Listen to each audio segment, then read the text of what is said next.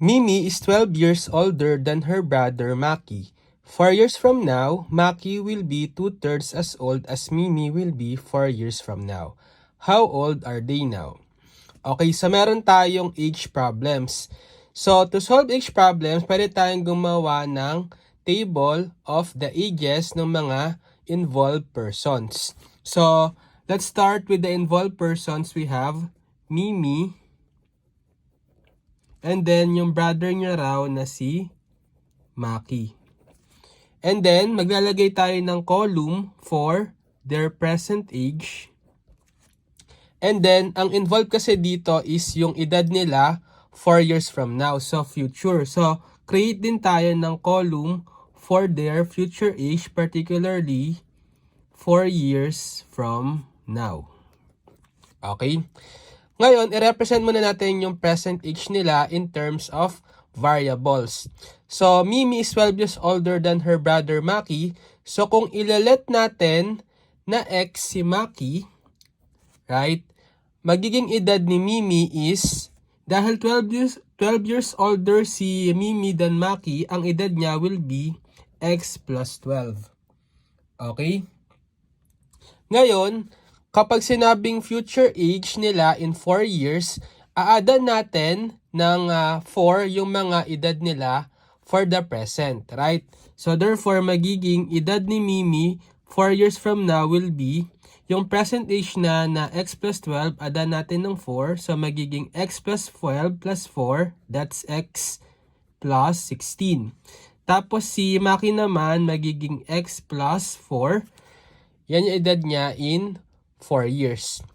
Okay, ngayon, create tayo ng equation para ma-solve natin yung unknown x. Base tayo dito sa second statement. Sabi, 4 years from now, Maki will be 2/3 as old as Mimi will be 4 years from now. So, ibig sabihin, magre-refer tayo sa edad nila 4 years from now, yung future age nila. So, sabi, Maki daw, yung edad ni Maki is x plus 4, 4 years from now magiging will be, so equal to 2/3 as old as Mimi. So 2/3 daw ng edad ni Mimi 4 years from now, ang nirepresent natin dyan is x plus 16. So therefore, ito yung magiging equation natin para ma-solve yung x.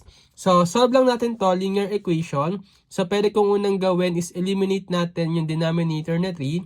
I can multiply both sides by 3. So pag dinistribute natin, multiply 3 times x, magiging 3x, 3 times 4, magiging positive 12, and then multiply natin yung 3 by 2/3, makakancel, magiging 2 times x plus 16 na lang. So magiging 3x plus 12, so distribute muna natin yung 2, multiply, 2 times x, 2x, plus 2 times 16, 32. And then isolate natin yung mga constants, saka yung may mga variable. So, i-transpose ko itong 2x dito sa kaliwa, tapos itong 12 yung constant sa kanan. So magiging 3x, from positive 2x sa kanan magiging minus 2x sa kaliwa. And then itong 32 retain sa kanan, transpose yung 12 from positive magiging negative 12. So therefore, 3x minus 2x, that's x, and 32 minus 12, that's equal to 20. So ito yung edad ni Maki kasi siya yung x, right? So, Maki's age is 20 years old. Then, para ma-solve natin yung edad ni Mimi, Mimi is x plus 12, right? So, yung x na nakuha natin is 20 plus 12. 20 plus 12, that's 32. Ito yung edad ni Mimi. So, therefore, Maki is 20 years old while Mimi is 32 years old.